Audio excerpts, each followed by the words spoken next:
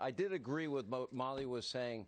We've got to have faith and trust and a belief and confidence in our election system. Shouldn't we all have that? Sad. Tucker, great show. Thank you. Welcome to Hannity.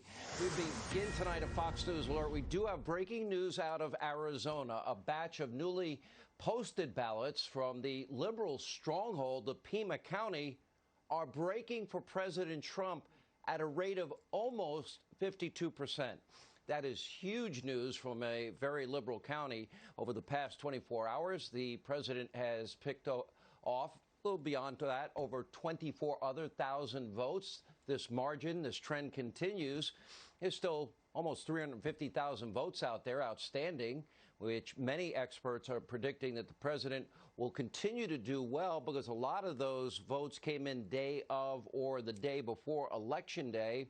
And the president has a good shot, according to observers and people on the ground that I've been speaking to in Arizona, to overtake that state and win the state of Arizona. Any call of Arizona was premature, based on everybody that I've talked to that knows the numbers out there, which brings us to our top story tonight. As poll workers slowly continue to tabulate results, we have serious reports of irregularities and fraud and not allowing vote counters to observe counting, which is a matter of law. And they continue to come in, these reports from all over the country. Now, in just moments, we're going to bring you live updates from on the ground in Arizona, Nevada, Michigan, Pennsylvania. We'll also show you 2 bombshell videos from Project Veritas showing purported voter fraud in a frightening level. And coming up, we'll hear from an eyewitness. We'll hear accounts from Americans who witnessed voter fraud firsthand. But first, only moments ago, the President of the United States delivered an important message about what we're now witnessing in state after state after state. Watch this. If you count the legal votes, I easily win. If you count the illegal votes, they can try to steal the election from us. If you count the votes that came in late, we're looking at them very strongly, but a lot of votes came in late. There are now only a few states yet to be decided in the presidential race. The voting apparatus of those states are run in all cases by Democrats. We were winning in all the key locations by a lot, actually. And then our numbers started miraculously getting whittled away in secret. And they wouldn't allow legally permissible observers. Now, if you were watching almost any other so-called news network or broadcast network other than Fox, you would not have seen any of that. And yet a blatant new contribution to all things Joe Biden and radical socialist, and an attempt to suppress information, just like, well, big tech institutions, the corrupt media mob, they cut away from the president speaking so that their own idiotic pundits could trash him. Wow. Take a look. It's amazing how those mail-in ballots are so one-sided, too. I know that it's supposed to be to the advantage of the Democrats, but in all cases, they're so one-sided. We're watching President Trump speaking live from the White House, and we have to interrupt here because the president has made a number of false statements. Likewise, in Georgia, I won by a lot. And there, the President of the United States addressing the American people for the first time, claiming that if you count the legal votes, I easily win. Stand back and take this in here. The media mob now edits and controls. They don't even want you to be able to decide for yourself, just like big tech companies are editing what news articles you can read and make decisions on. Wow, truly an Orwellian nightmare. What have I been saying about big institutions in this country failing we the people at levels I could never imagine? Same idiots, by the way, same network, same people that lied to you for years about Russia collusion that never existed, that never told you the truth about the Russian disinformation dossier, or the fact that that dirty Clinton bought and paid for Russian disinformation dossier was used to spy on a presidential candidate and then a president, or about Ukraine hiding, as they did the entire campaign, Biden family corruption and quid and pro and quos and big deals with China and with Ukraine and Russia. They've hid from you, let's see, the weak, frail, and Joe Biden's obvious cognitive decline, acted like it didn't exist. Now, the mob and the media is only one powerful institution that has utterly failed. We, the American people. Big tech, another one. Our educational system, another one. And I can keep going. We can no longer trust the vast majority of this country's pollsters who, yeah, once again, they got everything wrong. And by the way, now the president, he described even the credibility of our elections is in question, state after state. Let's start in Pennsylvania, where something strange and suspicious has been happening. In Philadelphia, election officials, they're fighting tooth and nail to prevent poll watchers, which the law allows, from observing the ongoing vote count. Look at this summary of law. Quote, partisan observers may observe at polling locations and may still until the time that the counting of the votes is complete. Partisan observers are permitted to be present when absentee and mail-in ballot envelopes are open and when the ballots are counted and recorded. And post-election, partisan observers may be present at the tabulation or canvassing of unofficial and official returns and any recount or recanvass. That is the law, and it's in pretty much every state. It's that simple. Now, the law is clearly being broken. As we speak in Philadelphia and other locations, you have officials blocking the Trump campaign from viewing the process as they have from the beginning.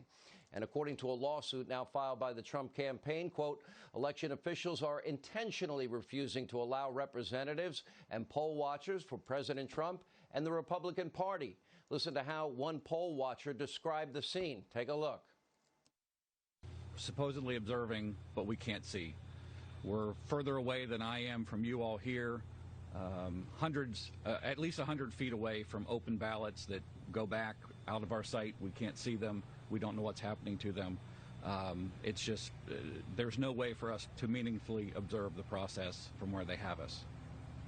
Could you tell us how many ballots approximately went through that process that you had no chance to observe? Based on the counts that we've heard, it's about 125,000, maybe more. Well, so that should be deducted from the count. Those are ballots that were counted in violation of the law. Wow. And what about the law, the Constitution? Quote, the times, places, manners of holding elections for senators, representatives shall be prescribed in each state by the legislature thereof. In other words, the state legislature, they decide election law and regulations, not local or city officials. And by the way, it is illegal for them to block observers or restrict location to 20 or 100 feet where you can't observe.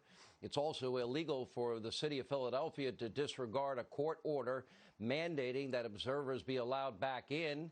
Does that invalidate the process, considering they're violating the law? And what is the remedy? The only remedy I would see at that point is they did it and they violated the law. Nobody can testify to the legitimacy of what their counting was. Oh, what, a do-over in that state? By the way, something that has never been done in a presidential election. By the way, I just got this breaking news as it relates to new ballots that have come out from Maricopa County. This is the Arizona result that I've been telling you about. The magic number in Maricopa, if the president maintained 57%, then the president would be well on his way to winning that state. 74,000 ballots have just come in from Maricopa, 57% for President Donald J. Trump, in keeping with the number that he would need to win the state of Arizona as that count keeps going.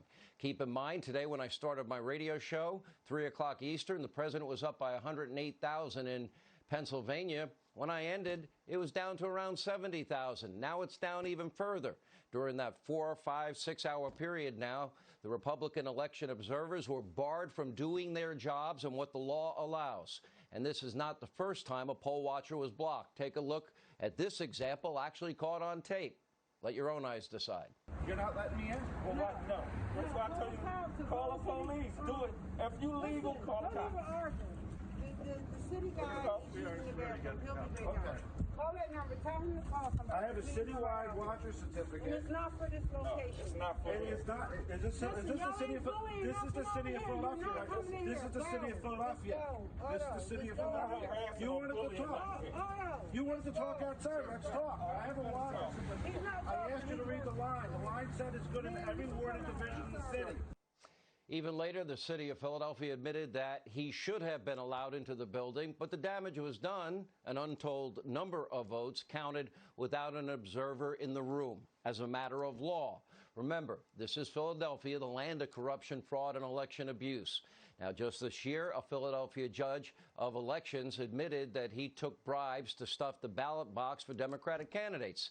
The city's treasurer was fired after getting arrested by the feds for embezzling money. The city's former congressman was indicted on voter fraud and bribery. So, yeah, it's very important that Republican poll watchers observe the process as a matter of law in Philadelphia. That law has been broken, and it is pure corruption that they are being blocked, especially since the state's top officials are openly and publicly hostile to President Trump. Now, before the election, October 31st to be exact, before any votes were counted, the state's attorney general was already predicting, quote, if all the votes are added up in PA, Trump is going to lose. That's why he's working overtime to subtract as many votes as possible from the process.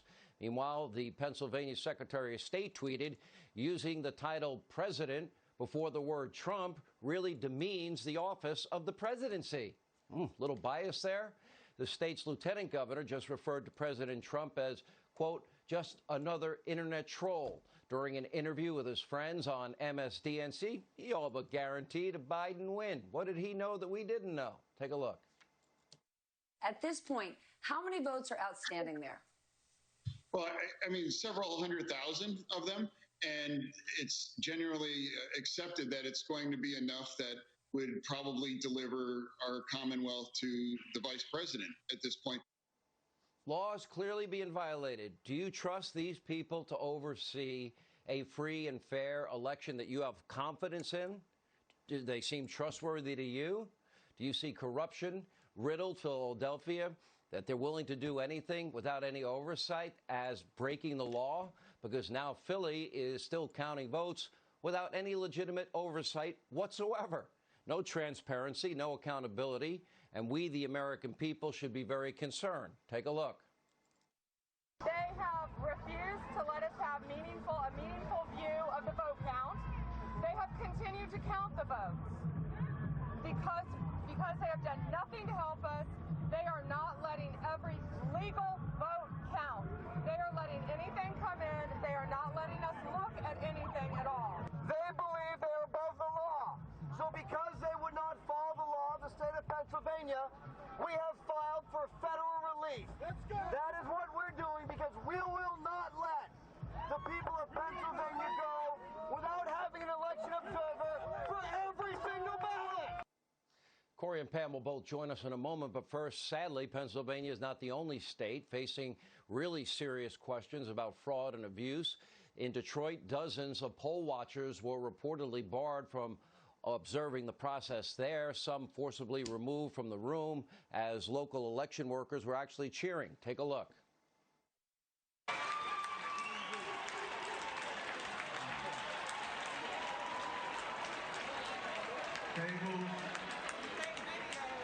That's a matter of law also. Look at your screen. At one site, workers put cardboard over the windows of a vote counting station so no one could see in. Another violation of law. Meanwhile, according to Project Veritas, a purported whistleblower from the Postal Service in Michigan in Traverse City alleges that he was ordered to backdate the postmark on a newly discovered batch of mail-in ballots. Now, we have not independently verified, but we'll let you decide. Take a look. Tell us where you work. I work in the Traverse City Post Office, more specifically the Barlow branch. Your boss told you and your colleagues something that shocked you this morning. What was it? We were issued a directive this morning to collect any ballots we find in mailboxes, collection boxes, just outgoing mail in general, separate them at the end of the day so that they could hand stamp them with the previous day's date. Today is November 4th, for clarification. So 8 p.m. Election Day, November 3rd. The Court of Appeals ruled ballots have to be received by that time. And what were you told? To separate them today so they could mark them with yesterday's date and send them through the express system to wherever they needed to go. This appears to be an attempt to circumvent Michigan law and allow late votes. And you said there was a hamper where letter carriers were supposed to leave their ballots. Where are the ballots now? They were putting them into express bags to go to the distribution center. Now, in a statement, the USPS writes, quote, the U.S. Postal Service is aware of the video, which has been referred to the U.S. Postal Inspection Service and the Office of Inspector General. The state of Michigan claims it does not accept mail-in ballots after Election Day. And meanwhile, in another bombshell Project Veritas video, a purported Nevada mailman is captured on tape sharing unclaimed ballots with an undercover journalist. Can't verify, but we'll let you decide. Yeah, where can I find a handful of them? I don't know, man.